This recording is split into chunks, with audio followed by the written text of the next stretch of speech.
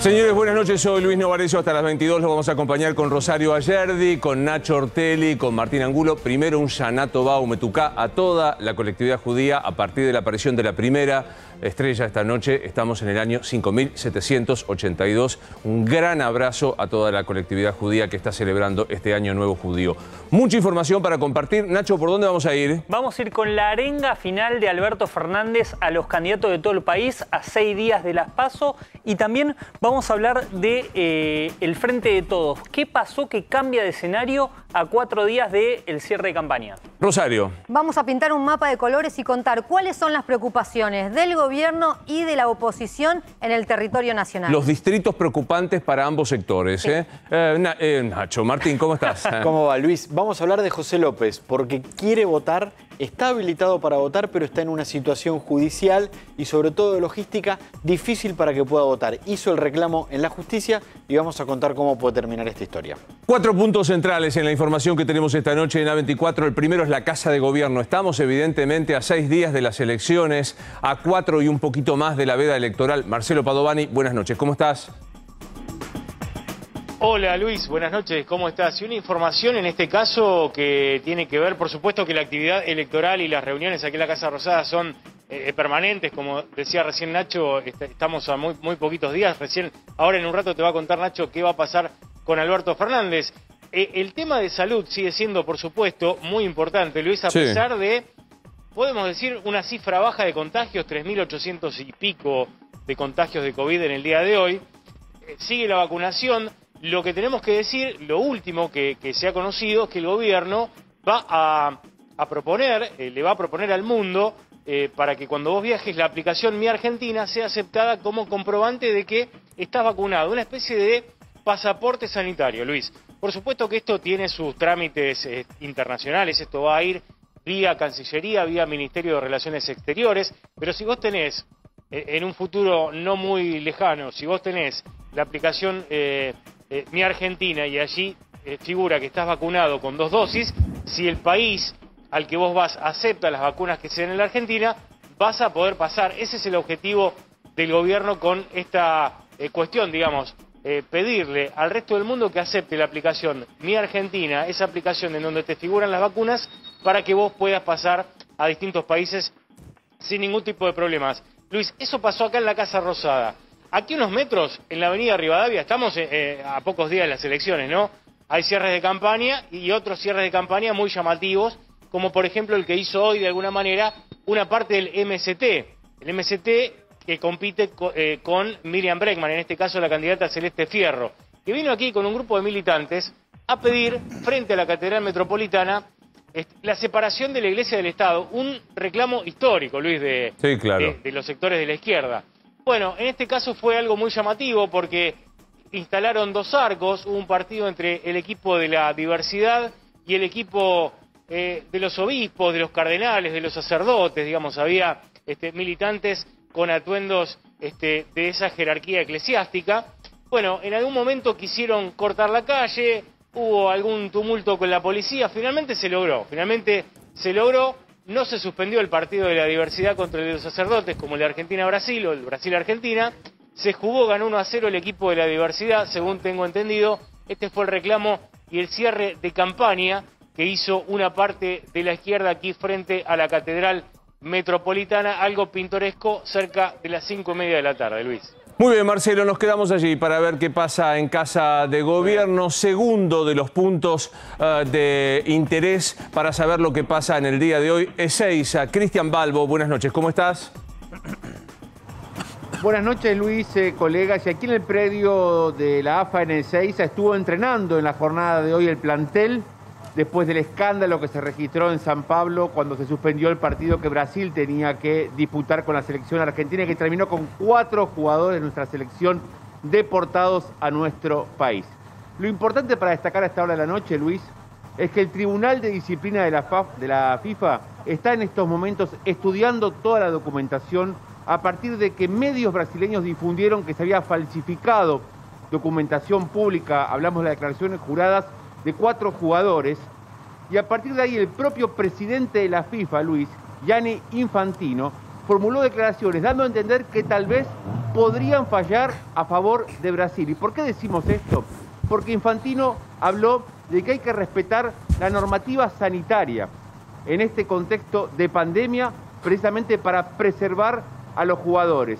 Estas declaraciones de Infantino han generado ruido aquí en la AFA y habrá que esperar ahora que el Tribunal de Disciplina tome una decisión. Por otro lado, los 4 jugadores involucrados, Romero, Lo Celso, Buendía y Emiliano Martínez, no van a estar en el partido que Argentina el próximo jueves, Luis, a las 8:30 de la noche va a disputar con Bolivia en el Monumental. Y no es un partido más. ¿Por qué?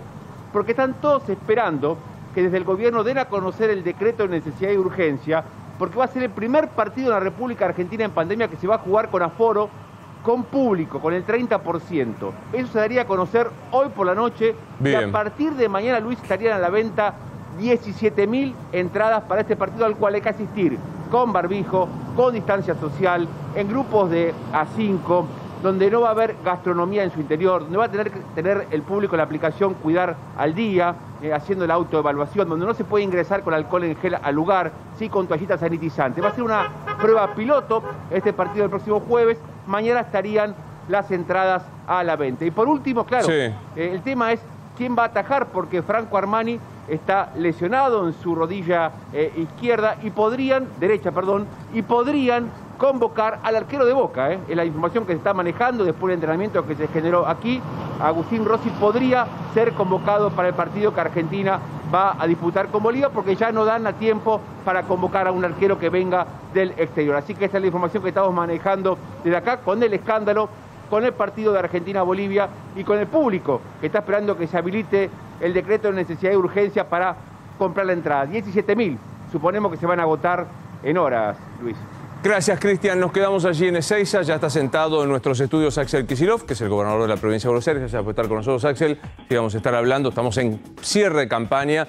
Todos los dirigentes de todos los partidos, incluso el caso del gobernador, el presidente, la vicepresidenta, están participando de esta campaña, así que estaremos charlando. Preguntas si quieres dejar, @dicho esto en A24, nuestro Instagram, nuestra única red social, @dicho esto en A24.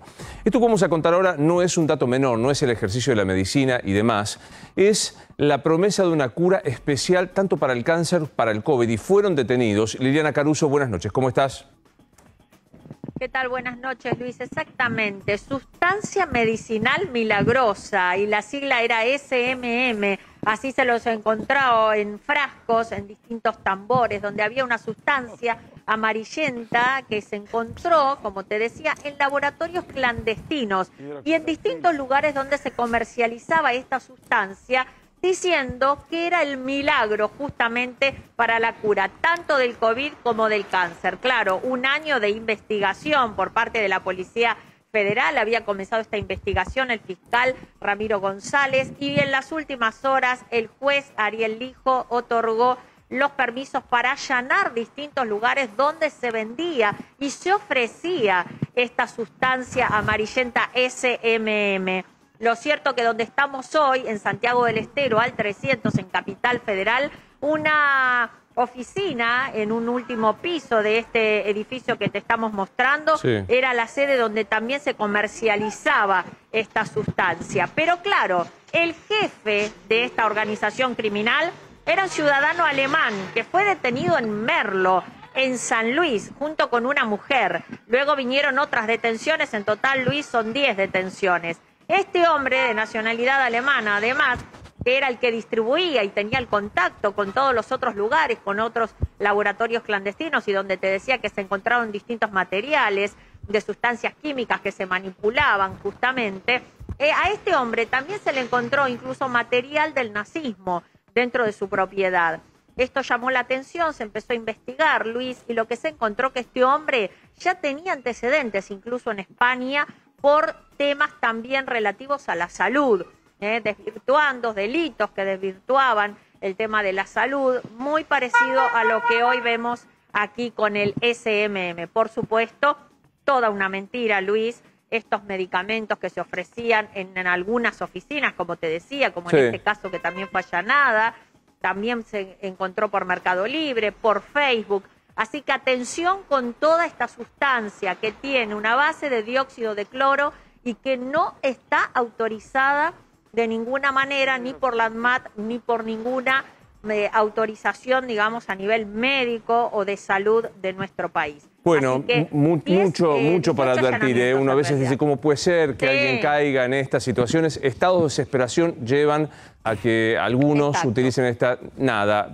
con el virus del COVID, vacuna, distanciamiento, reglas de higiene que estamos teniendo, y con el tema del cáncer, oncólogos, esencialmente, que son los que... Hoy no quiero meter la pata con las cifras, pero, por ejemplo, el cáncer de mama tomado a tiempos es el 98% curable. Hay, creo que, insisto, perdón si me equivoco con las cifras, pero estoy casi seguro que 7 de cada 10 tipos de cáncer se pueden tratar con una expectativa de vida muy importante, así que hay que ir al médico, no hay que darle demasiada vuelta a la cuestión. Con prevención, Luis, con prevención, lógicamente también, claro. Totalmente. Es así. Gracias, Liliana. Como vos decís. Esto no hay milagro de ninguna manera.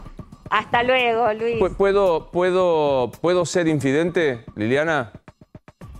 Sí, por supuesto. Vos atravesaste por una situación de cáncer y estás bien. Sí, claro. Exactamente. Yo tuve cáncer de mama hace ya varios años, pero hice tratamiento, hice lo que debía hacer, hice quimio, hice rayos, hice la pastilla de los 5 años.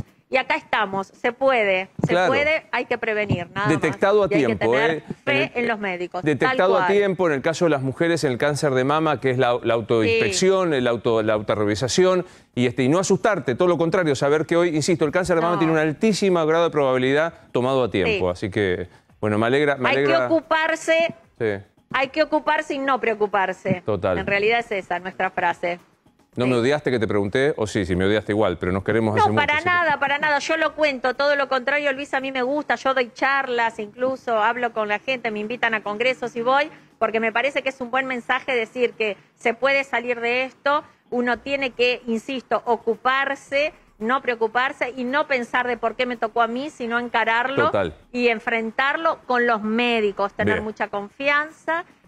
Y bueno, es eso, y acá estamos. Me parece muy bien, me parece muy bien. Gracias, Lili. Sí. Hasta luego. Bueno, me voy a sentar con Kicillof. Antes me completan la información de que se abrieron todas las estaciones de subte en la Ciudad de Buenos Aires después de a partir de mañana, quiero decirlo, a partir del levantamiento de algunas restricciones que había. Está Martín Rojas trabajando en el lugar. Hola, Martín, buenas noches. Hola Luis, ¿cómo estás? Buenas noches. Aquí estamos en la estación de Constitución, la estación C de la línea de subtes.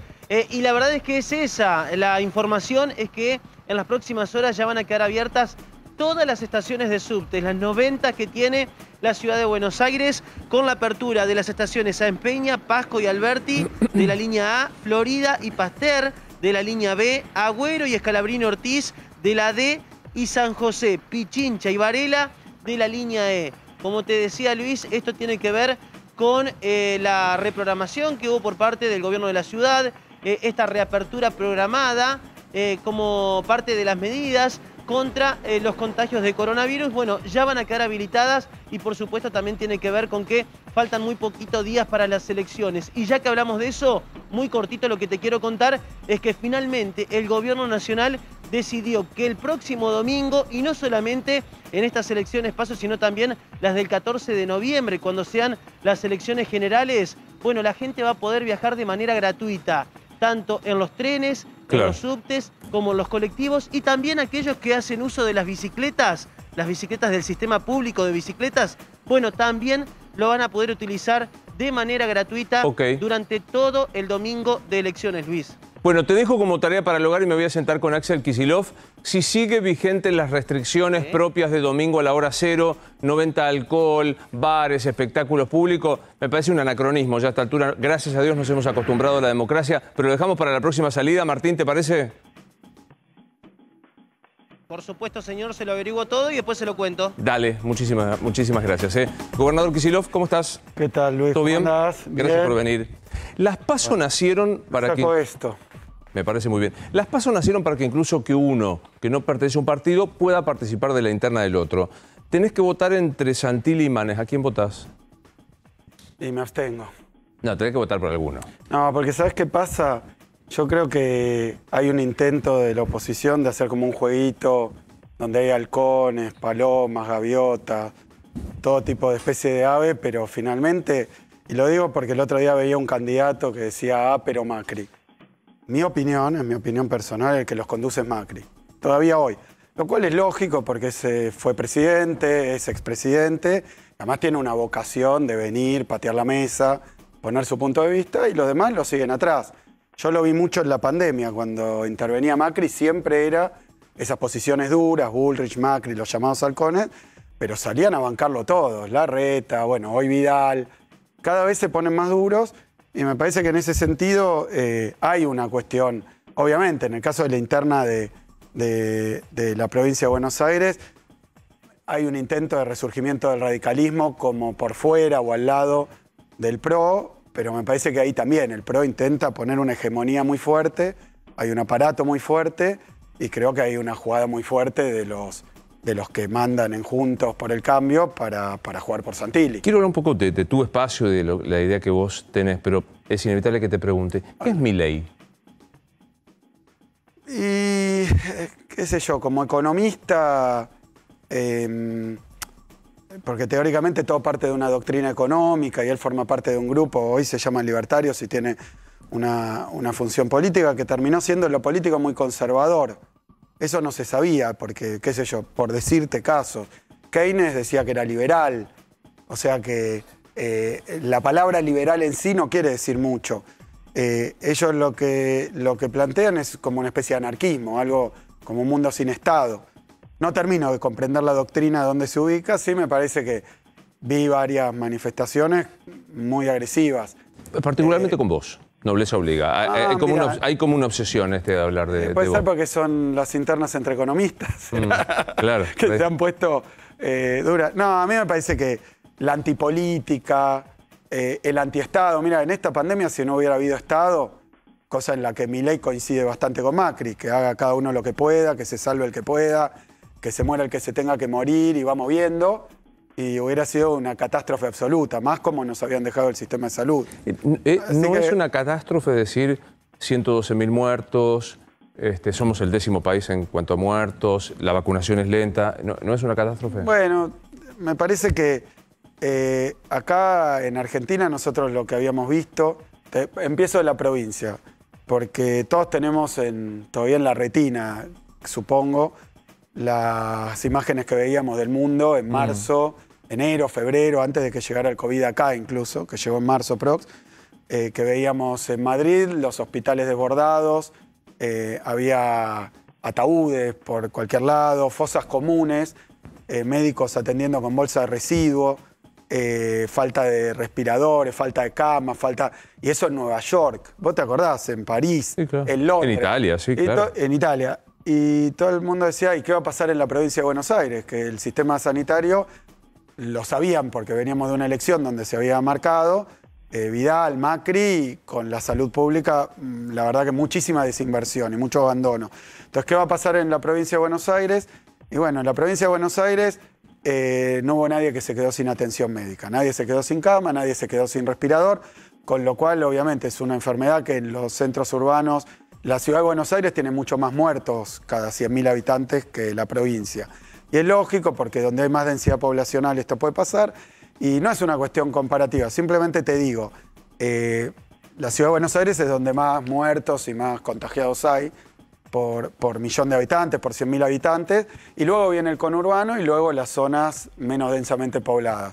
Yo creo que era una proeza conseguir que todo el mundo tuviera atención médica y en la provincia de Buenos Aires particularmente, pues todos decían el conurbano con 13 millones de personas, capital es 3 millones, el interior de la provincia de Buenos Aires 4 millones. Pero abastecer tanto al conurbano como al interior de asistencia médica, como encontramos las cosas, era una proeza. Eso se hizo. Después, en cuanto a la vacuna, somos el país número 18 en cantidad de vacunas del mundo. Con la primera vacuna. No, total de vacunas recibidas. Y obviamente, si vos comparás con Uruguay, Chile, países mucho más pequeños, vos cuando vas a comprar vacunas no te dan según cuánta población tenés, sino que se va consiguiendo. Las que hay. Entonces yo creo que no, nosotros en provincia tenemos 11 millones de vacunados en primera dosis y 6 millones, cumplimos ayer, de vacunados en segunda dosis. ¿Total de población? 17 millones, arriba de 18, 12 millones. No te quiero volver loco con los números. No, pero llegás a Repito. un 30 con la primera. Con el esquema completo, perdón. No, 30 con el ya, esquema completo. Arriba de 35, llegando a 40. 35. Llegando a 40 y llegando arriba del 60. Nosotros tenemos más vacunados con primera dosis que Estados Unidos hoy, en Argentina. Ahí hay un fenómeno Porcentaje de que la población. afortunadamente acá no se da, que son los antivacunas. Digo, hoy hay una movida en Nueva York impresionante. Sí, Afortunadamente. conozco, pero eso es lo que te quiero decir. En términos de primera dosis estamos muy altos, en términos a nivel mundial, cantidad de población proporcional que recibió la primera dosis, y en segunda dosis, obviamente, avanzando muy fuerte. Por eso te digo, tenemos 11 millones de vacunados, 6 ya tienen la segunda dosis, estamos vacunando 150.000 por día, 150.000 por día más o menos, lo cual cada 10 días es 1,5 millones. Sí. Si tenemos la cantidad Total. de vacunas adecuada, en poco tiempo vamos a estar con todos los que tienen primera y en segunda. Odio- Y quiero decir, sí. y coincido con vos, hubo una campaña antivacunas muy fuerte acá. En pocos países del mundo se denunció al gobierno de envenenar por Sí, vacunar. En pocos países del mundo hubo vacunatorio VIP. No, que eso es fue que una no, campaña. Es que es sí. que no. Es que no, hubo muchos problemas con la administración de vacunas, muchísimos lugares donde el ministro pasó tal cosa, tal otra. Yo te digo, en la provincia de Buenos Aires no tenemos ese tipo de denuncias, Está bien. pero lo que te quiero el decir... impacto. Pues ¿sabes por qué? Odio atajarme con esto que te voy a decir, pero lo voy a hacer porque siento la necesidad de, en conciencia de hacerlo. Atajate nomás. Digamos, a mí me parece un tipo honesto. Ya te lo dije 35.000 veces. Si mañana viniera la causa de que yo los bolsos, de no me acuerdo cómo era la de No, no si sé. a mí me pusieron como 36 causas penales. Pero digo, ¿sabes que el común de la gente de buena leche creemos que es ridículo? O sea, te podemos decir, no me gusta esto, no me gusta lo otro, pero afanar no afanás. Soy un tipo discreto Bien, en el pero muchas de ejercicio. esas causas que le pusieron a otros con que no hay tanta claridad A Cristina.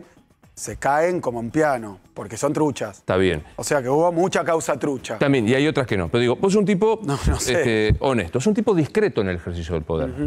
No veo jamás que hagas sustentación de todo este tema.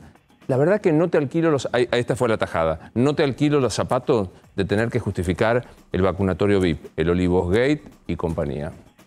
Mira, el presidente fue muy claro cuando ocurrieron esas cuestiones y dijo su posición.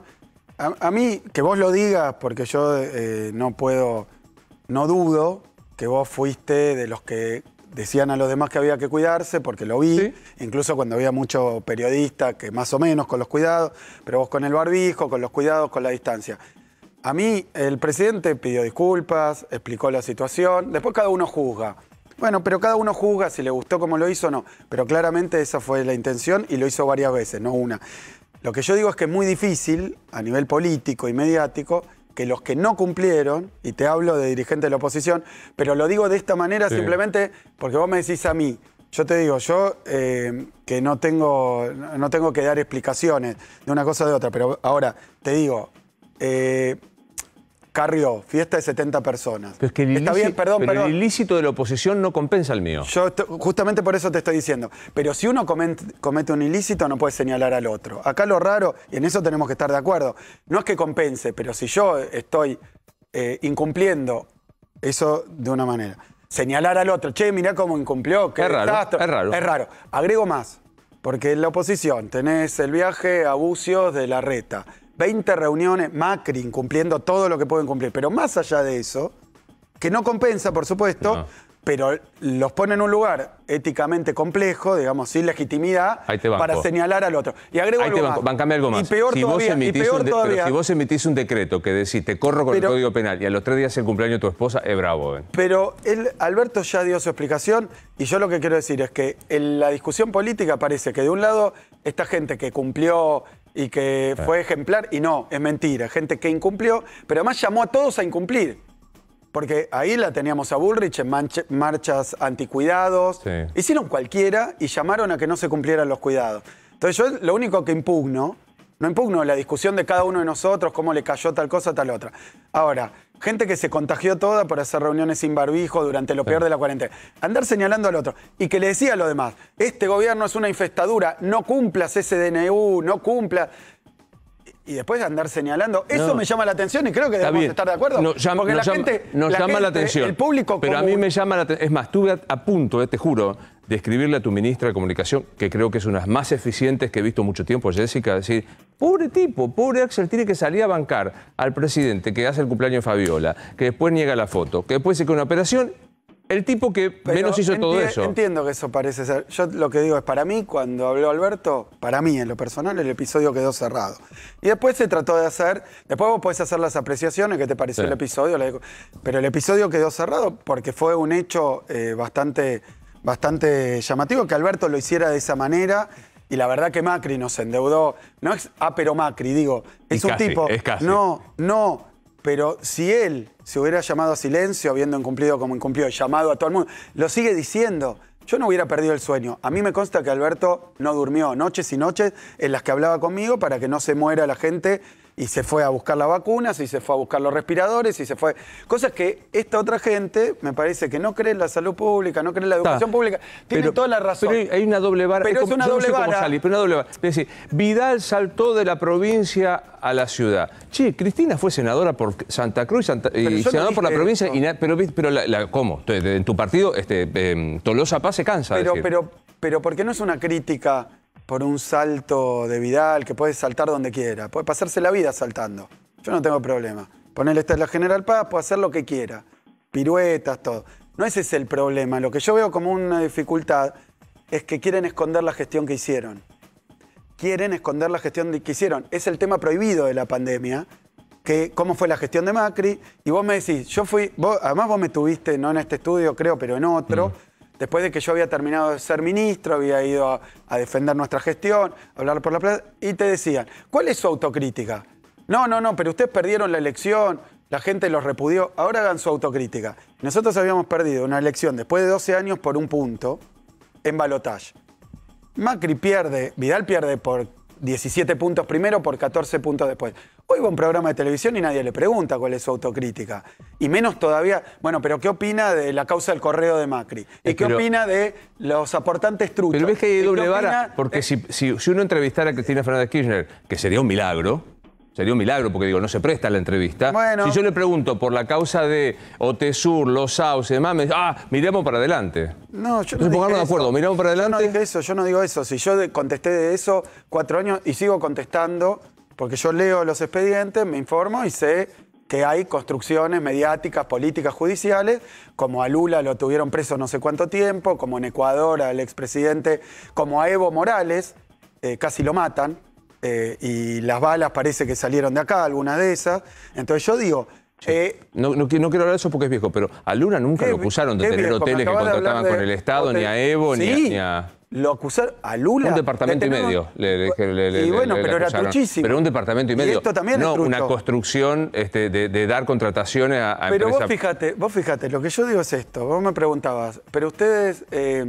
doble vara, pero ustedes dicen que salta y otro saltó. Yo digo, ese no es el problema. Te hablo de un tema político. Pareciera que como pasó la pandemia, el problema de la Argentina, todo el problema que hay, es ni siquiera la pandemia, porque ahora parece que problemas económicos que claramente hay y que hubo en todo el planeta son culpa del gobierno actual. Como si no hubiera habido pandemia. Y más, como si no hubieran gobernado 4 años, endeudado el país hasta acá. Claro. Y a mí me parece que eso no es bueno en términos de debate ni de elección. Pero espérame, porque yo creo que esto es importante. A nosotros nos han criticado sobre la salud, sobre la educación, sobre las vacunas, nuestra oposición. Y una parte de los medios que juega que macrista. Esa es mi opinión. Y tienen todo el derecho. Me convenís que también hay una parte kirchnerista en los medios, ¿no? Sí, pero está muy bien. Y muchos de ellos lo dicen. Lo que pasa con los que son medios porteños, defensores de Macri o que comulgan con Macri, es que dicen nosotros somos independientes. Y la verdad que me parece que a nosotros en esta elección lo que tenemos que decidir es cómo salimos de esta pandemia. Y yo digo siempre, me parece que los que no les gusta que haya más universidades en el conurbano, los que te dicen caer la escuela pública, los que te dicen, los que desfinanciaron y no mantuvieron y no invirtieron ni en el mantenimiento de las escuelas y pasaron cosas trágicas, las conoces, ni en los hospitales, si no habrían hospitales. Y bueno, y el Banco Provincia fue una mesa de dinero bajo Macri y Vidal. Entonces yo lo que digo, así vamos a salir de esta pandemia tan complicada. Entonces creo que hablar de la gestión que no pasó hace 100 años, ni siquiera... No, claro, hace apenas 2. Pasó hace 2 años. Bueno, para mí no fue una pastilla de amnesia. Está claro. Hay que hablar de eso. Cuando Tolosa Paz, para ir para adelante, cuando Tolosa Paz dice hay que poner impuestos a las grandes empresas, ¿habla por ella o te representa?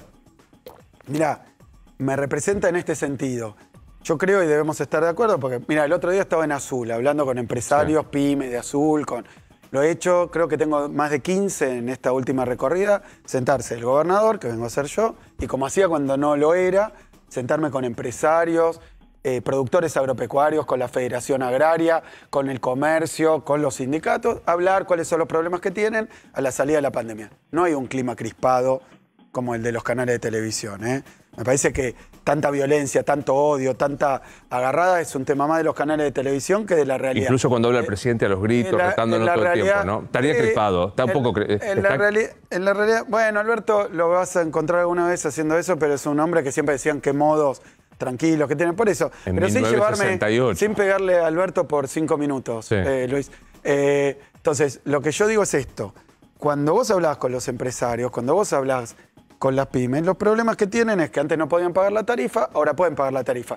Pero hay baja venta porque obviamente venimos de una época muy complicada. Y te preguntan qué van a hacer con la economía, te preguntan hablar del futuro. Esos son los temas con los que la gente está. ¿Cómo salimos de esto? Totalmente. Y me parece, ¿cómo salimos de esto? 50% de inflación, 50% de pobreza, digo, ese es el tema. Bueno, las pymes 16.000 que cerraron, digo, la pérdida fue... Sí, hubo una pandemia, que es la situación económica más complicada de la historia reciente. Yo, sabés que me dediqué mucho tiempo y me dedico a la economía, pero en un momento era profesor universitario, académico de eso. Bueno, lo que yo te quiero decir es que esta crisis no es parecida a ninguna otra. Y en la crisis del COVID cayeron todos los países del mundo, incluso los que estaban muy bien, menos China, que creció muy poquito en el año 2020. ¿En cuánto? Comparemos en cuánto cayeron. En el año cayeron. 2020, pero ahora los números de industria están arriba de 2019. Lo que pasa es que 2019, Macri, fue un año malo. Vidal fue un año malo. Perdieron las elecciones. ¿Sí? Por eso, tenemos que subir con respecto a eso. Con las políticas de Macri y de Vidal, no vamos a subir de donde nos dejaron Macri y Vidal, ni en empleo, ni en pobreza. Macri dijo pobreza cero, pero no me quiero... Pero, el impuesto no me quedó, creo que te llevé para otro lado. Bien. Hay que, por ejemplo, el impuesto, la contribución extraordinaria de la riqueza. Mirá lo que me decía un pequeño empresario. Me decía, yo tengo problemas porque quiero contratar empleados, pero me sale muy caro por las cargas sociales. Obvio. Sí, yo le decía, bueno, las cargas sociales es una plata que va de los actuales trabajadores a los actuales jubilados. Eso es sí, claro, para el lo financiamiento que se usa, del sistema previsional. Claro, que es solidario. Entonces yo le decía, pero lo que no me parece bien es que un pequeño empresario tenga que pagar la misma tasa que un gran empresario. En ese sentido, y eso se llama en teoría económica, un sistema impositivo progresivo, donde cada uno paga no la misma tasa según la capacidad, sino según la capacidad contributiva. Un tipo más rico paga más y una tasa mayor, un tipo más pobre o un tipo con peores condiciones económicas paga menos. Una pequeña empresa... Acá en la Argentina todos pagamos el impuesto más alto de todos, que es la inflación. Bueno, pero lo que te quiero decir, el número más alto de inflación de los últimos 32 años es el último año de Macri. 54% de inflación. ¿De los últimos 32? Y bueno, desde el 90, desde la hiper. Bueno. Le agregué 20 y 21, sí, serán 31. Bueno, no, ahora vamos a tener más. El año pasado tuvimos más. Que Macri, más que 54 de Macri. Este año... De ninguna manera, no, más que el 54 ¿Cuánto va a ser de la Macri. inflación este año? Y bueno, es una economía complicada, pero ya, incluso si tuvieras 3% todos los meses, no llegás a los niveles de Macri. Macri fue un desastre, haciendo una política además de bajar los salarios, de la emisión monetaria más baja del último tiempo, contracción del gasto público, ajuste por todos lados, inflación de 54 puntos. Entonces lo que yo te quiero decir de esto, y cuando vos venís de inflación de 54 puntos, obviamente tenés una inercia. En eso se estaba.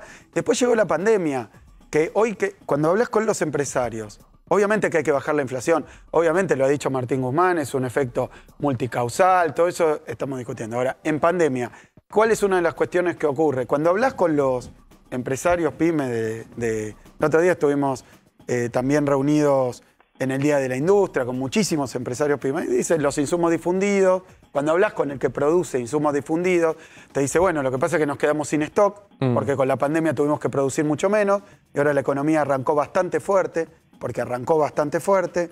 El año pasado cayó mucho, pero este año dicen que va a crecer o 6, o 7, u 8%.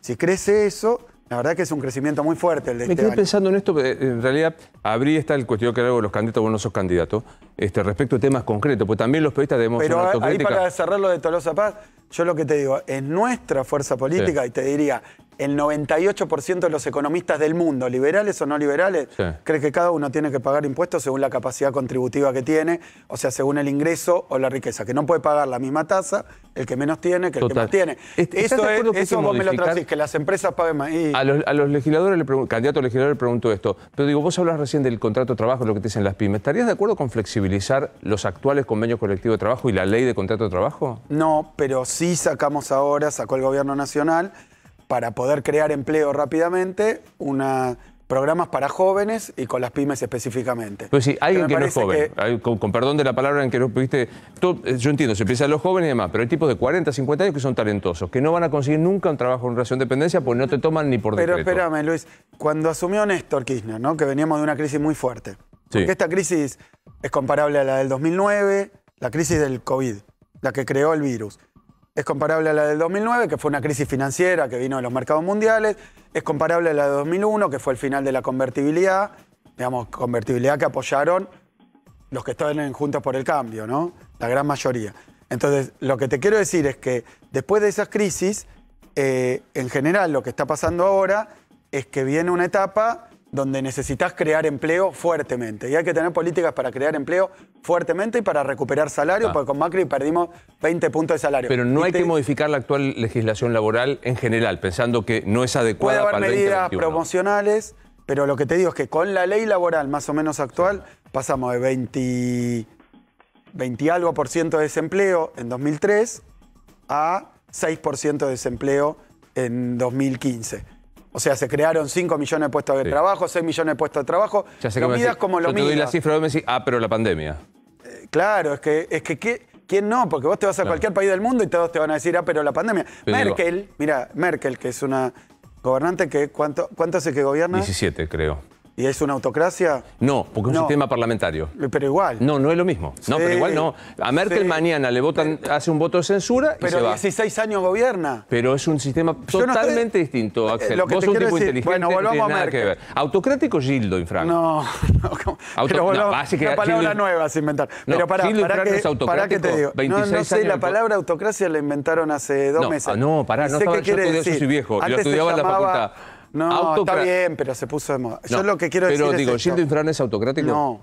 No. Y no sé qué es la autocracia. Porque la permanencia en el poder sin alternancia, como estudiamos en la escuela secundaria. Pero si lo permite el sistema, eso parece, si lo permite el sistema político, como acá permitía las reelecciones hasta que se cambió. Pero pongámonos de acuerdo, Axel. Merkel es autocrática y Gildo Infran no, que es raro. Yo, como dije, estaba jodiendo con autocrática. Estaba jodiendo. Entonces no, porque estaba diciendo a lo que dicen que gobernar gobernar muchas veces. No, lo que yo te quería decir es que en Alemania, que vos sabés que tiene una política fiscal muy rigurosa, de déficit cero, por llamarlo en lenguaje argentino. ¿Y sabés lo que decían? Cuando vino el COVID, dijo, se acabó el déficit cero. Y claro, bueno. Y porque vino el COVID con una espalda, y vino una caída enorme de todas las economías del mundo, y todas las economías del mundo usaron parte importante de su producto. Bueno, y Estados Unidos, vos viste lo que hizo Biden, que debe ser, y es broma para que entiendan, peronista, le puso, o peor, populista, no sé cómo lo quieren llamar, le puso un cheque de $1.400 a 150 millones de personas en el bolsillo, porque ¿qué dijo? Lo necesitan por la pandemia. ¿Tiene con qué, no? Sí, pero pero esa es una discusión. ¿A cuánto toma, si quiere tomar una deuda o emite un título de Estados Unidos, a cuánto lo emite la Argentina? Y no vamos a ayudar al que se quedó de garpe con la pandemia. No, claro que hay que recontra sobre todo que hay que ayudarlo cuando liquidaste durante 9 meses seguidos una cuarentena, que claro, ahí nos acusaban de asesinos. Sin IFE. Cuando decíamos, che, no será, pero habrá que flexibilizar. Pero volvamos a la economía. Sin IFE, sin ATP. ¿Y sin esa cuarentena furiosa? Y lo que pasa es que nos encontramos un sistema sanitario devastado. Yo te digo para que entiendan, porque me parece que estoy hablando en checoslovaco, pero te lo explico claramente y en español. Sos antiguo como yo. Claro. O en checo o en eslovaco. Perfecto. Claro, te lo digo. Cuando asumimos en la provincia de Buenos Aires, había 883 camas de terapia intensiva en el sistema público. Está bien. Y el día 1 de julio, con esos cuidados que había, se ocupó la cama 884. Si me hubiera pasado 2 meses antes, si el virus crecía como creció en Brasil, explotaba todo. Pero tenés razón. ¿Y qué hicimos nosotros? Pero tenés razón. Pero pará, no estábamos esperando así. Triplicamos las camas de terapia intensiva. Pero tenés razón. Los primeros 3 meses. Después sostuviste, cerraste todos los colegios. Perdón. Que de paso los volviste a abrir en medio de la amenaza de la Delta. Perdón. Trajimos 32 aviones de Shanghái porque no había camisolines, no había... Entonces, hubo que hacer un esfuerzo mayúsculo. Abrimos 5 hospitales nuevos, 8 hospitales modulares. No se hace en un mes, no se hace en 2 meses. Se hace en un tiempo que permitió que nadie se quedara sin su cama, sin su respirador, sin su atención médica. Aún así, los que tuvieron que pasar por el sistema de salud en condiciones de gravedad, es difícil con el COVID salvarlos. Hasta que llegó la vacuna. ¿Quién la consiguió? Macri, Larreta. ¿Y si gobernaba? No, dijeron que iban a buscar vacunas que ellos podían conseguir, pero que era vos una sabés locura. que durante mucho tiempo no se autorizó las jurisdicciones y que después... No, después se autorizó y no Bueno, cuando se autorizó, los laboratorios dijeron negociamos con los estados nacionales. Siempre dijeron eso. Siempre dijeron eso. Pero porque yo negocié con... Pero espera, lo de las vacunas, espera. El gobierno dijo, Pfizer se lleva hasta los glaciares, dijeron. Y 8 meses después lo sacaron por DNU. Tampoco es que fueron geniales. Johnson y Johnson no apareció. Se engolosinaron. Yo hablé con todos los laboratorios, con Pfizer no, pero con Johnson y Johnson, con todos los que tuve alcance. Hablamos desde la provincia de Buenos Aires, con los laboratorios de toda nacionalidad, desde el principio, y había un problema que tuvo Pfizer. Por ejemplo, Pfizer, cuando decían que venga la Pfizer, Brasil había firmado un contrato por 200 millones y habían llegado 2 millones. Es real, pero no de haber llega llegado la vacuna. 15. No, pero, o sea, yo sé que no lo podés reconocer. Yo sé que no lo podés reconocer y menos en campaña. El gobierno dijo no a Pfizer. No era una y 8 meses después dijo sí a Pfizer. Y ni siquiera nos explicó por qué. Bajo el paraguas de la porque había una ley, confidencialidad. Pero había una ley que pedían ellos que se cambiara. Y que no se cambió. Y que había votado el Parlamento con el PRO también. Pero y no se cambió ahora. ¿Y por qué ahora sí, antes no? Porque se empezó a negociar. Igual no tenía vacuna Pfizer para dar. No tenía las 300 millones. Tenía 300.000. Es horrible. ¿De qué estamos hablando? Luis, ¿de qué estamos hablando? De lo que estamos hablando. El resto de los países recibió menos proporcionalmente, pero recibió. Se obsesionaron primero con que la vacuna que había conseguido el gobierno era la peor del mundo y era veneno, que era el caso de la vacuna. Yo dije que merecía una causa penal Carrió cuando dijo que envenenaba. Bueno, así que me quedo con la tranquilidad. Después se consiguieron 4 vacunas. Está bien. ¿Me explicás por qué dijeron no a Pfizer hace 8 meses y 8 meses después dijeron que sí? ¿En las mismas condiciones? Porque Pfizer no quería firmar ese contrato. No quería firmar ese contrato que firmaron todos los demás. ¿Y por qué lo modificó ahora por DNU el presidente? Porque en un momento la donación de vacunas que estaba prevista y que Estados Unidos quería hacer, entre tantas vacunas, ya teníamos 4 vacunas distintas en ese momento. Y tampoco todavía llegaron después de firmar. Porque Pfizer tiene un problema de provisión, como tienen todos los países del mundo. Tiene un problema de provisión. Entonces no se explica. Es más, nosotros fuimos de los primeros países de firmar un contrato que empezaron con Pfizer, El gobierno que decía que se llevaban los glaciares. Y pero todavía no llegaron. Ahora obvio, pero si hubiese empezado 8 meses atrás, quizá hubiese llegado. Contrafáctico, pero quizá hubiese llegado. Es que no tiene gollete. No, ¿qué es lo que no tiene gollete? La discusión no tiene gollete. ¿Pero cómo no tiene gollete? Porque se consiguieron cantidades de vacunas importantes. Yo entiendo también, pero hubo un solo laboratorio que, si vos me preguntás mi opinión, es mi opinión personal y sin todo el conocimiento que tengo, no tenía vacunas para darle a Latinoamérica. Pfizer. Sí, no tenían vacunas para darle a Latinoamérica. Como Gamaleya tampoco tuvo. Sí, tuvo en un momento, después, por ejemplo, te 20 comento... millones. El presidente me hizo una cadena con la Firmina y me dijo 20 millones. Le pifió. Pero lo que quiero decir es que cuando se empezó la producción de vacunas y se firmaban los contratos, todos firmaron por cantidad de vacunas que después no hubo. Todos, excepto los que producen vacunas en su suelo. Porque eso es lo que dijeron es, la vacuna se queda acá. Doy un caso, por ejemplo, nosotros firmamos un contrato de provisión condicional con India y en el medio de esa discusión, India tuvo un brote altísimo y prohibió la salida de vacunas hasta haber vacunado a su población. La misma prioridad le dio Estados Unidos, a los propios, la misma prioridad le dio China en un momento a los propios, la misma prioridad le dio Rusia en un momento a los propios. ¿Cómo iba a pasar? ¿Saber cuántas vacunas iban a venir en cada momento? Imposible. Era imposible. Entonces vos firmabas un contrato y decías, firmé por tantos millones de vacunas, que era todo un avance, porque muchos no firmaron. Todavía hoy tienen 1%. Quiero que... no, pero me parece Rosario, por eso, Nache me parece que este tipo de discusión Podemos charlar de todos estos temas. Me parece que hay como un extremo de no se consiguieron vacunas, verso, mentira, y me parece que políticamente empujado. Si vos me decís, pero yo hubiera firmado un poco antes lo de la Pfizer y capaz conseguíamos 300.000 vacunas cuando ya teníamos 27 millones, sí. Bueno, podemos discutirlo. Sí, y eso dije. Ver, pero, y digo, bueno, la obcecación del gobierno nacional de no a esta vacuna, aunque fueran solo 300.000, para que 8 meses después, por DNU, sin explicación, firmaran lo mismo que 8 meses atrás. Carla Bisotti lo explicó, lo explicó bien. No es verdad, estuvo ahí sentada. No es verdad, me dijo, no te lo puedo explicar por la confidencialidad. Pero espera, quiero decirte esto, quiero que hablen los chicos también. La obsesión con que Gamaleya era de terror, rusa. No en mi caso. Y Pfizer, no, está bien. Pero convengamos que pasó. Y que Pfizer, cuando venía Moderna, cuando estábamos... Yo hablé con Johnson & Johnson, yo personalmente, por eso te lo digo en primera persona, porque estaba yo cuando en julio del año pasado o agosto con autoridades Johnson & Johnson, ningún prejuicio, vacuna norteamericana, más norteamericano que Johnson & Johnson, no hay. Hablamos, vimos y nos dijeron, no sabemos cuándo le podemos proveer, entonces, bueno, lo pasamos al gobierno nacional y ni bien se pudo.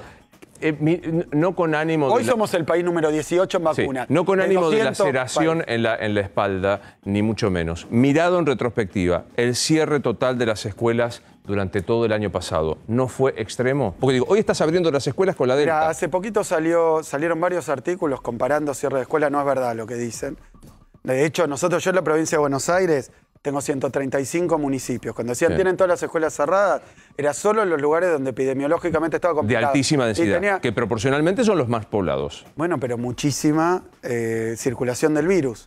Muchísima circulación pero ahora del virus. Viene la Delta y están abiertas. Bueno, pero hoy no hay mucha circulación del virus. Si el virus vuelve a circular mucho y no tenemos... Y bueno... ¿Pueden cerrarse las escuelas de vuelta? Y mirá, ¿qué te diría? ¿Qué diferencia hay? Hoy la población de más riesgo la tenemos toda vacunada. Y el problema de las escuelas no era solo contagiarse en la escuela, cosa que ocurre, porque el virus no pregunta dónde está. Si vos, está visto que es bajísima la capacidad, lo dicen los depende de los No está visto. Está visto que en las fábricas es bajísimo si se cumplen los protocolos. En los medios de transporte es bajísimo si se cumplen los protocolos. Y en las escuelas igual. En todos lados es bajísimo si se cumplen los protocolos. Sí. ¿Dónde se contagia la gente? Y en todos lados. Y yo lo vi porque vi escuelas como son, en el recreo los pibes a veces incumplen, a veces se abrazan. Obviamente es tan bajo como en todos lados y tan alto como en todos lados. En la medida que vos puedas hacer a chicos, yo tengo hijos chiquitos que cumplan todos los protocolos. Cuando se incumplen y hay algún contagiado o cuando no hay circulación, se contagian en la escuela como en cualquier lado de donde haya de la vida social. Sí, está claro. Entonces, ¿qué es lo que digo? El problema que había, que ahora no hay, o en una mucho menor medida, es que nosotros hoy tenemos vacuna libre para todos los mayores de 18. ¿Qué vas a hacer con los docentes que no se quieren vacunar y no quieren volver? Quiero decir, vacuna libre para todos los mayores de 18. Quiere decir con que mera presentación de la persona. Está perfecto. Con el DNI dice, soy bonaerense, se vacuna. Entonces, ante esa situación, la población de más riesgo está hoy cubierta. ¿Qué vas a hacer con los docentes que no se quieren vacunar y no quieren volver a clase? No, estamos incentivando y llamando a todo el mundo que se vacune. Todavía no hay un problema muy grave con eso. La verdad que hay poca resistencia a la vacuna en la provincia de Buenos Aires. Poca resistencia a la vacuna. Sí, Nacho. Sí, gobernador. En la semana pasada se habló mucho de la reelección del presidente de la Nación. Distintos referentes del oficialismo salieron a pedir, tal vez en el momento de mayor fragilidad del presidente, la reelección y a decir, bueno, no está cerrada que Alberto Fernández no sea candidato en 2023. ¿Qué opinión tiene usted respecto a este tema, respecto a este pedido? No estamos pensando en esto, te voy a decir, me anticipo. Y le sumo entonces... Te contesta Luis Novarecio de frente de todo. Y le sumo esta pregunta... pero casi no voy. Que no fui y le sumo a esta pregunta si usted descarta presentarse en 2023. Porque también piden que usted sea candidato. Piden. Yo, ¿qué es lo que veo? Nosotros estamos adelante de una elección... inédita, porque es en medio de una pandemia. Todavía estamos en una pandemia. Primera vez en la historia, la última que hubo fue en el 18, y la verdad que era la salida de la Primera Guerra Mundial, incomparable. Esta primera pandemia donde hay una elección en el medio.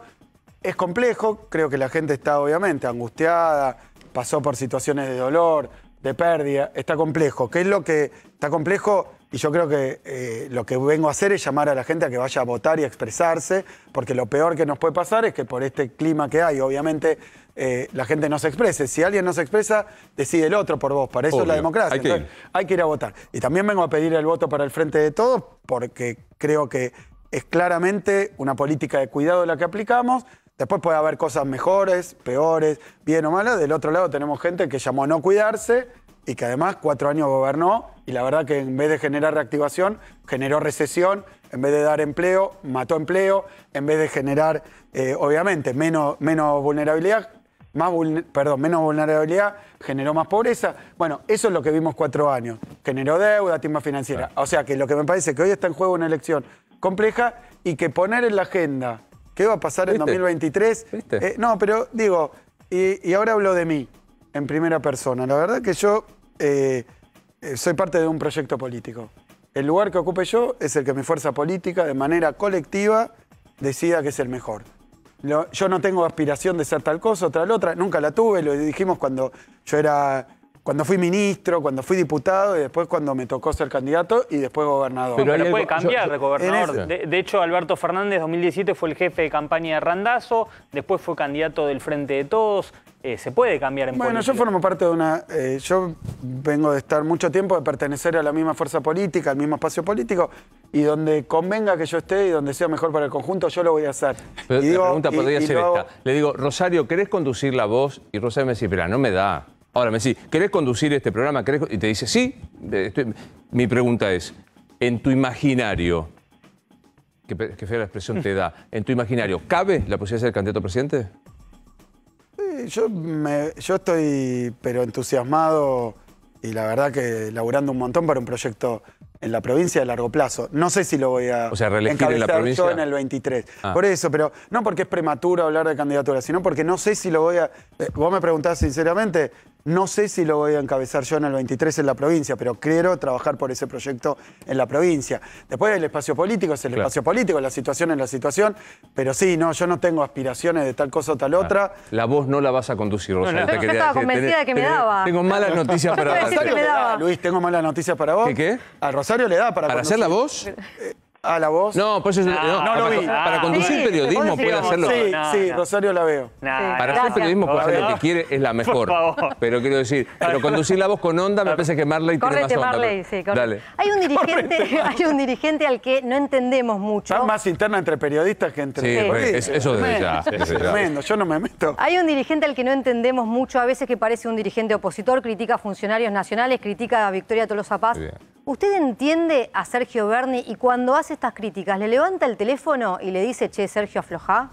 Sergio es un extraordinario ministro de Seguridad de la provincia de Buenos Aires, extraordinario. Y la verdad que además con una vocación de trabajo, con una dedicación, arriesgando la vida, porque es lo que hace permanentemente. Así que yo creo que es excelente ministro. Después también es un dirigente político de la provincia de Buenos Aires. En nuestro espacio contiene dirigentes políticos de la provincia que tienen voz propia. Entonces me parece que en ese sentido Sergio tiene sus opiniones como dirigente político. Y yo no soy quien para ponerme en su carrera como dirigente político. Sí forma parte de nuestro espacio, es crítico con cosas y las expresa. Además, hay posiciones que a veces dicen, qué polémico, Sergio Berni habló de tal cosa, y cuando lo ves en el archivo, dijo siempre lo mismo de determinados puntos. Sí me parece que hoy estamos en un proceso eleccionario donde a Sergio hablar bien... y lo ha dicho últimamente también, hablar bien en el sentido de elogiar la política de seguridad o de cualquier aspecto de lo que pasó en la provincia de Buenos Aires cuando gobernó Macri, Vidal, Cambiemos, Juntos por el Cambio, o como se llamen, no lo vas a escuchar. O sea que es parte de nuestro espacio político, evidentemente, porque coincidimos en qué tipo de cosas hacer. Después tiene posiciones como dirigente.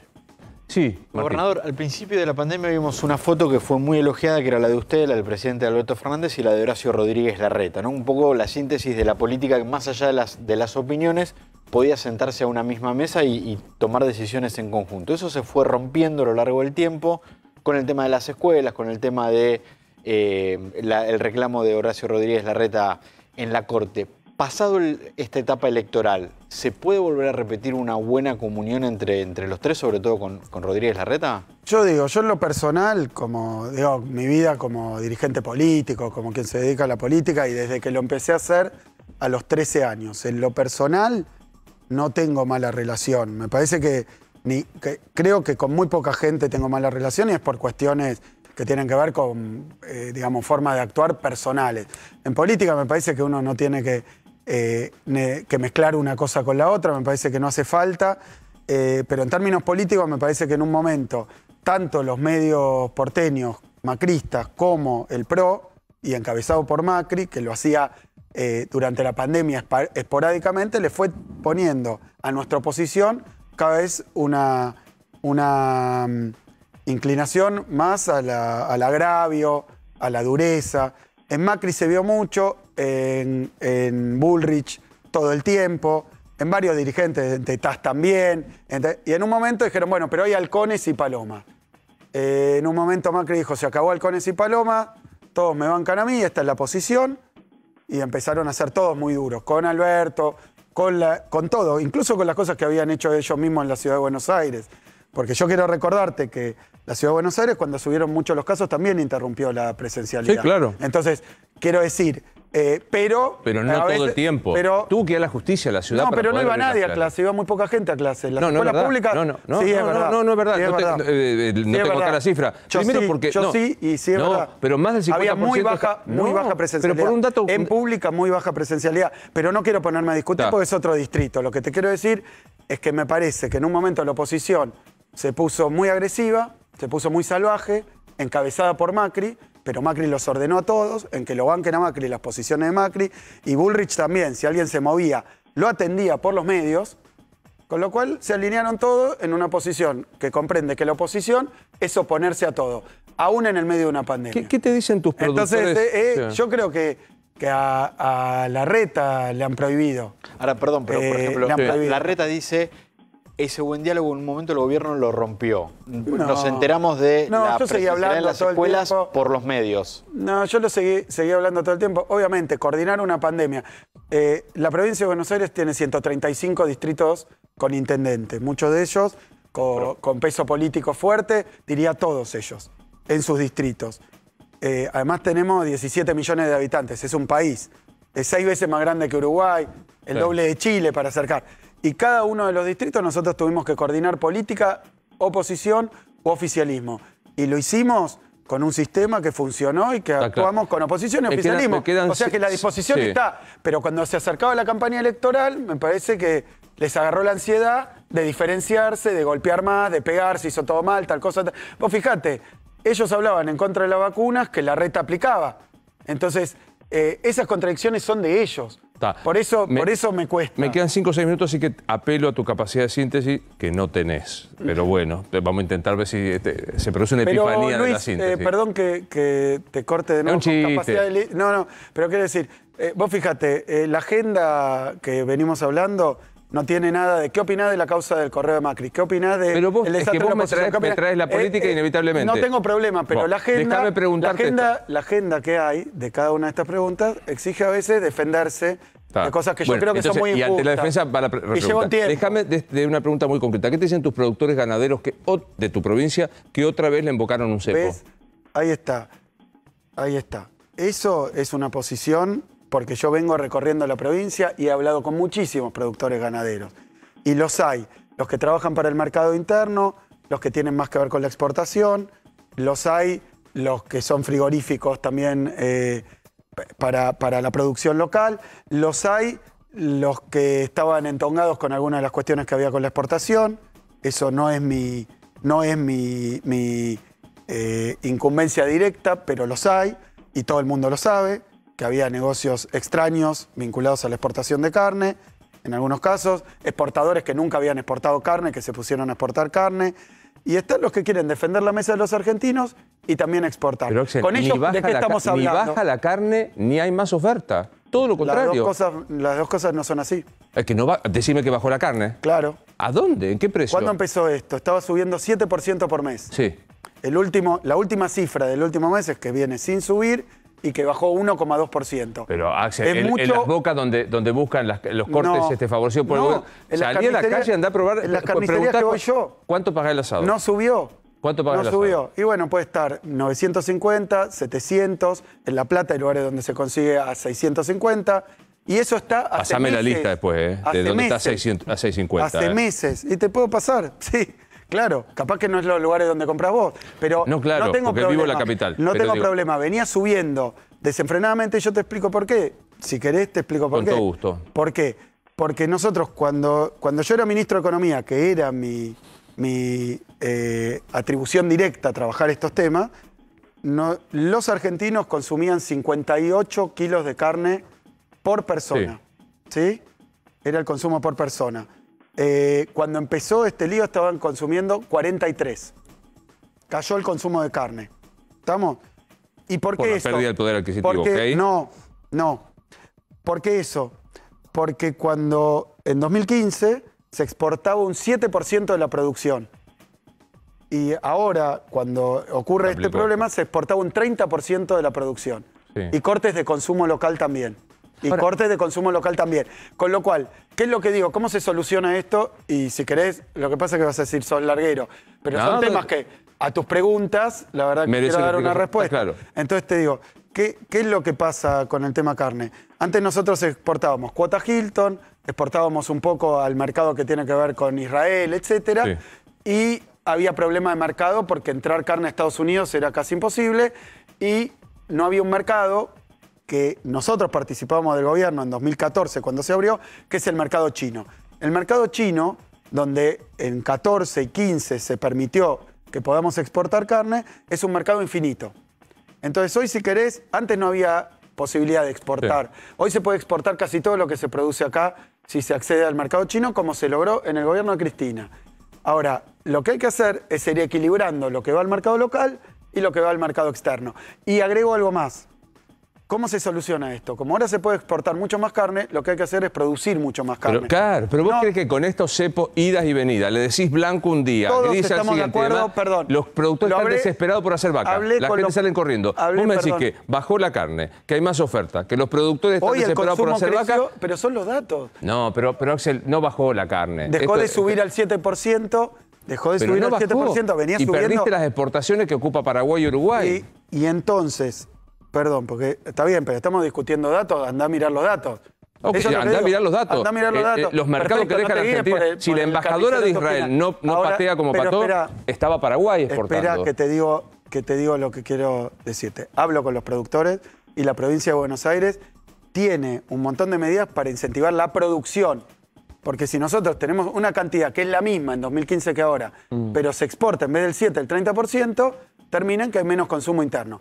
¿Qué me dijo uno del sector? Me dijo, y bueno, que coman pollo y que coman cerdo. Yo le dije, y bueno, si esa es la posición, no que hay que producir más, y bueno, coméntenla.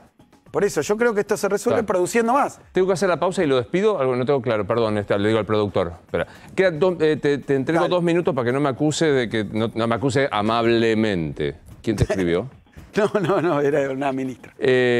Para que digas lo que quieras en esta campaña electoral, porque asumo que antes del próximo domingo no nos volvemos a cruzar. Lo que quieras. No, lo que quiero es que la Argentina, la provincia, está pasando todavía una etapa absolutamente inesperada, insólita y muy dramática, y que me parece que hoy, que estamos vacunando a esta velocidad y de esta forma tan extensiva, de lo que tenemos que hablar es cómo vamos reactivando y cómo vamos saliendo de la pandemia. Nuestra fuerza política vino a sacar al país del desastre en el que la dejó Macri y Vidal. Y eso con políticas, obviamente, de producción, de crédito, de acompañamiento, de más salud pública, más educación pública. Nosotros durante la pandemia arreglamos 3.200 escuelas. Nosotros durante la pandemia abrimos 8 hospitales modulares, 5 hospitales que Vidal no había querido abrir. Le devolvimos la capacidad de atención al sistema completo. Hicimos que el Banco Provincia deje de estar puesto en activos financieros y que hoy sea uno de los bancos que más presta en todo el sistema. Hicimos, antes de descontar un cheque, salió 80%, 90%, ahora está muy por debajo de la inflación.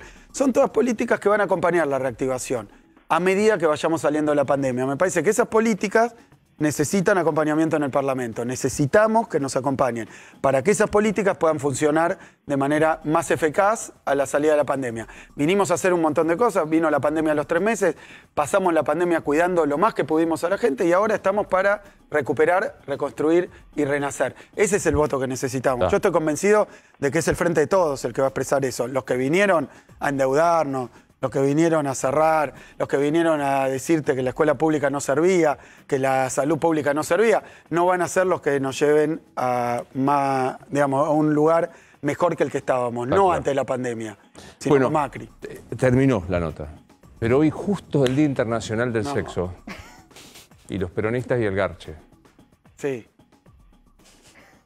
Mirá las cosas que estamos discutiendo. Mirá las cosas que estamos discutiendo. Es un rulito simpático. Sí. Es un rulito simpático. No, yo ya lo dije. Me parece que se hizo todo un escándalo con eso y que si vos me das mi opinión, yo no sé cómo es. Tampoco dijo Victoria que en otros lugares no pasaba. Así que cada uno que rinda cuenta por lo suyo. Cada uno habla de cómo le va a la feria. Por lo suyo. Exacto, cada uno que hable de lo suyo. Gracias. Pequeña pausa.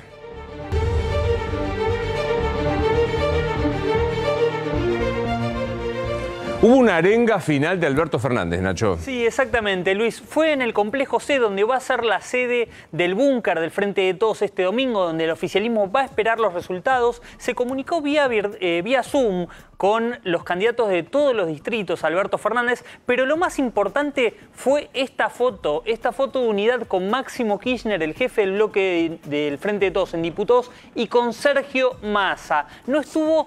Obviamente en la foto no estuvo Santiago Cafiero, sí estuvo atrás, pero estas fotos generalmente las tenía el presidente con Santiago Cafiero, con Guado de Pedro. Bueno, Guado de Pedro está de viaje, estuvo con Sergio Massa y también con Máximo Kirchner. Y obviamente el presidente conversó con los candidatos en todas las provincias. Hubo muchas críticas a Mauricio Macri, hubo, te diría, más críticas de los candidatos que del propio presidente, pero obviamente el presidente dejó un textual muy fuerte contra Mauricio Macri. Asumimos la pandemia después de un gobierno que hizo añicos a la Argentina, una imagen muy fuerte de unidad del Frente de Todos en la previa a lo que va a ser la gran batalla en la provincia de Buenos Aires. Luis. Bien, bueno, me voy a sentar a conversar con Nicolás Massó, que es precandidato a concejal en Tigre. ¿Qué haces? ¿Cómo estás? ¿Cómo estás, Luis? Gracias. Se halconizó la campaña, se puso más duro. Alberto, recién decía Nacho, contra Macri, Macri contra... ¿Qué ves de la campaña?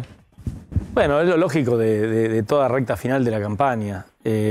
Obviamente que a mí me gustaría que la agenda fuera mucho más prospectiva hacia adelante que retrospectiva, ¿no? Lo escuchaba recién al gobernador, con quien fui diputado, y la verdad, más allá de reconocer que es una persona que tiene honestidad intelectual, con la cual me ha costado siempre estar de acuerdo en casi todo, pero eso hace el juego de la política. Sí.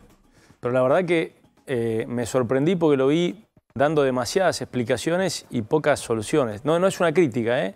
Hasta se lo sugerí cuando lo crucé recién, además de pedirle el dato de su carnicería. Le dije eso porque de verdad, me parece que esta fue de las campañas que a mí me tocó participar hasta el momento, de las más pobres.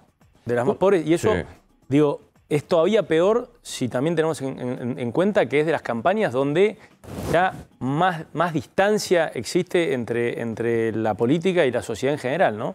Y yo eso lo vivo en un doble rol, en el doble rol de candidato, y también cuando por un momento hago una pausa y lo observo de afuera, digo, y bueno, claro, lógico, la distancia es absolutamente justificable y es alarmante que no haya reacción, ¿no? Y que sigamos diciendo estas cosas, ¿no? O sea, realmente que nosotros nos vanagloriemos de que alguien generó empleo en la Argentina, digamos, acá hay datos. Yo no voy a hablar de diferencias de gobierno, voy a hablar de periodos largos de tiempo. Digo, pero nosotros hace 14 años tenemos la misma cantidad de empleados asalariados. Muchísimos más de 3 millones de personas más que hace 14 años en edad de trabajar. Sin embargo, la misma cantidad de puestos formales, es decir, con un recibo de sueldo. ¿Sabés qué es todo lo demás? Desempleo, informalidad y planes sociales. Y tenemos el mismo ingreso, que eso es lo peor de todo. Digo, en la discusión de la carne, perdón que te mezcle todo, pero estuve 20 minutos escuchando y quiero, digamos, no quiero continuar con lo mismo, no quiero buscar culpables, quiero que pasemos un poco en limpio. En la Argentina lo más grave no es que subió la carne, se hizo pelota el salario. No es lo mismo, es muy diferente. Porque el salario se hace de goma por malas políticas públicas. La carne puede subir o bajar porque en alguna medida es un commodity y gracias a Dios que nosotros lo producimos y de manera competitiva, porque gracias al sector agropecuario en muchas medidas y en muchas épocas de nuestro país se pudo también sostener un modelo inclusivo, urbano también, con educación pública, con salud pública y con muchas cuestiones. Pero lo que se hizo pelota es el salario. Entonces tenemos un problema de diagnóstico fenomenal. Mira, justo está escribiendo el gobernador Kicillof, que dijo que metió la pata con la comparación entre la población de Chile y Uruguay. Que dijo que era el doble, yo no lo quise decir.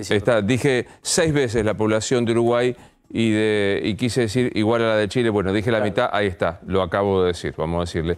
En el espacio tuyo, Manes propició tu candidatura. Vos no ocultás que querés ser concejal, pero aspirás a conducir Tigre. Pocos lo dicen. Me tengo que decir, no está en la expectativa y demás. ¿Te parece que sirvió para ampliar la base que Manes sea candidato o todavía dogmatizar más la hegemonía del PRO, como dice el propio Manes? No. Yo creo que sirve. Que sirve lo de Manes, sirve lo de Tetaz. Sirve, lo más importante que sirve es que un espacio político como el nuestro, ya consolidado, todavía con la proliferación de dirigentes que tiene, que son muchos, tenga la capacidad de seguir absorbiendo y de seguir atrayendo gente que no viene de la política. Más allá de que a algunos les guste, a otros no les guste, Martín Tetaz, Facundo Manes, la misma Carolina Lozada, es gente que no viene de la política y es sano que eso siga ocurriendo. Y en el caso particular de la provincia de Buenos Aires, que es solamente una de 17 provincias entre las cuales Cambiemos disputa paso, quiere decir que esto no es una excepción, es una lógica que yo creo que en Cambiemos ha llegado para quedarse. Creo que por mucho tiempo en Cambiemos se van a dirimir liderazgos utilizando las primarias, incluyendo la presidencial que viene. Creo que en la provincia de Buenos Aires nos pone mucho más cerca de ganarle al kirchnerismo la competencia entre Santilli y Manes que una lista de unidad. ¿Qué se disputa, no?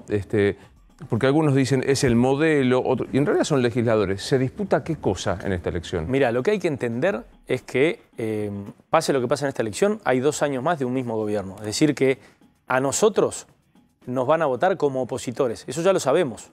Es decir, acá en la legislativa lo que se va a discutir es cuántos legisladores, o te lo llevo a Tigre, cuántos concejales se le va a dar al oficialismo de Tigre, a Massa de Zamora, y cuántos se le va a dar a Cambiemos, porque acá hay algo que es muy importante y que tiene que ver en gran medida con mi decisión, ¿no? De pasar de la política nacional a la municipal, que tiene que ver con que nosotros hacemos mucha énfasis en el Congreso Nacional, en que hay que frenar determinadas iniciativas en el Congreso Nacional, pero no vemos que también en los consejos deliberantes eso es igualmente importante. Es decir, yo compito en unas PASO porque realmente veo con mucha preocupación que hagamos una oposición de redes sociales y que en el Consejo Deliberante de Tigre le votemos absolutamente todo a Massa y a Zamora. Es decir, en los consejos deliberantes, en donde en casi todos los del área metropolitana de Buenos Aires, en los municipios gobierna el kirchnerismo, ahí es donde se sostiene el modelo nacional del kirchnerismo. Hay que combatirlo y hay que contrarrestar, hay que proponer una alternativa en el gobierno nacional, pero hay que proponer una alternativa en los 135 consejos deliberantes, en donde en algunos de ellos, como en el caso de Tigre, vemos que Cambiemos tiene una complicidad o un cogobierno que en realidad termina favoreciendo a la propia Cristina Kirchner o al propio gobierno nacional que nosotros queremos presentarnos como alternativa. Eso es lo que se define en esta elección. Primero, el acompañamiento al oficialismo o un mayor pedido de oposición. Y segundo, desde la oposición es la única manera en la cual nosotros nos podemos volver a mostrar como alternativa de gobierno. Ahí es donde yo rescato lo de Manes, ahí es donde yo rescato lo de Tetaz. Son incorporaciones que reconocen una autocrítica, que reconocen un aprendizaje y que intentan regenerar expectativas en una parte de la sociedad que las perdió con nosotros. Y nosotros lo tenemos que lograr. Sí, Nacho. Sí, Mazot, ¿cómo van a hacer desde Juntos por el Cambio para salir de la encerrona de Macri sí y Macri no? De hecho, hay dirigentes de Juntos por el Cambio que se han mostrado muy críticos de Mauricio Macri, pero que llegado el momento terminan recurriendo a acercarse a él para, obviamente, arrastrar un voto duro. Con las PASO. Yo acabo de decir, y estoy convencido de lo que dije, que por mucho tiempo Cambiemos, por lo menos hasta que vuelva a ganar una elección presidencial y por el peso propio de cuando eso ocurra vuelva a establecerse un liderazgo fuerte, va a resolver las cuestiones en primarias. Entonces, si Mauricio Macri quiere volver a ejercer un liderazgo, quiere volver a competir por una candidatura, yo estoy convencido que va a tener que competir por ello. Va a tener que competir por ello con otros aspirantes. No va a haber nuevamente, es decir, iba a ser parecido a lo que fue en el 2015. En el 2015 fue igual. Él tuvo que competir para que Cambiemos nazca, tuvo que competir con Carrió y con Sanz. Posiblemente vos dirás, bueno, en ese momento había cierta preferencia de antemano. Bueno, hoy ya no es así. Entonces, me parece perfecto, me parece válido que todos los dirigentes que quieran busquen eso. Pero para mí algo más importante, digo, para tratar de pasar algo en limpio. Lo primero que tenemos que resolver es un modelo alternativo. Es decir, yo cuando digo me cuesta encontrar puntos de contacto, lo digo de verdad, sin ninguna chicana y habiendo reconocido que es necesario, como en cualquier país del mundo, que nosotros entendamos que los dos partidos mayoritarios y se emergen terceras opciones tienen que poder generar largo plazo con acuerdos de empleo y de inversión. Y lo digo con lo difícil que me resulta decir eso con lo que acabo de escuchar. Claro. Pero es que no tenemos otra alternativa. Ahora, lo más importante, antes de discutir si Macri sí, si Macri no, si es Larreta, Bullrich, Monzó, Frigerio, lo que tenemos que discutir es cuál es el modelo de inversión y de empleo que nosotros, primero, le vamos a proponer a la gente para que nos vuelva a votar. Y segundo, el que vamos a llevar a una mesa de acuerdo sin la cual no salimos. Si nosotros seguimos, como escuchamos todo este rato, con una lógica de política de suma cero, yo les puedo garantizar que en la que viene puede ganar Cambiemos, que después puede volver a ganar el Frente de Todos y que en la Argentina va a seguir creciendo el desempleo, la pobreza y la inflación, porque no tenemos salida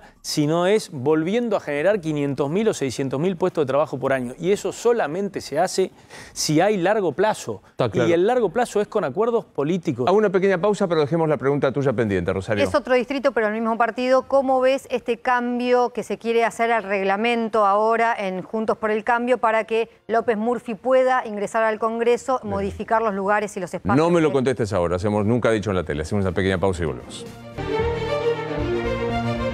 Ahora vamos a repasar la pregunta que tenía Rosario para Mazot, pero este mapa sería de las preocupaciones del gobierno y el oficialismo porque se impongan los dos de frente, ¿no? Y si querés vamos a lo final. Las victorias del Frente de Todos están bastante claras. ¿Qué es el azul oeste? Sí, es Formosa, Chaco, Tucumán, Catamarca, San Juan, San Luis, La Pampa, Basta Tierra que del Fuego. por una provincia que empezar por la otra. Bueno, muy bien, ahí está. Eso, y La Pampa, sí, ¿no? Sí, está ahí tenemos. Eso es los que parece que no hay duda. Sí. Victoria de Juntos por el Cambio, Córdoba, aparece por allí. Sí, Entre claro. Ríos. No, ahí Entre Ríos la ponemos en verde. Mazot nos dice, ¿por qué? Porque es final abierto. Mazot dice, le tengo fe a Rogelio. Y por eso está el final abierto ahí. Está muy con bien. Santa Fe, que hoy nos decían en Santa Fe, ojo, porque en la sumatoria final puede sacar más votos Juntos por el Cambio. El tema es que pasa en noviembre. Final abierto también para Río Negro y ninguna más. Ahí estamos bien con final abierto. Y los partidos provinciales que aparecen, ¿no? O sea, que no están encolumnados ni por Juntos por el Cambio ni el peronismo. No están encolumnados, son aliados habitualmente del Frente de Todos. Son en realidad siempre aliados del oficialismo. Son siempre oficiales cuando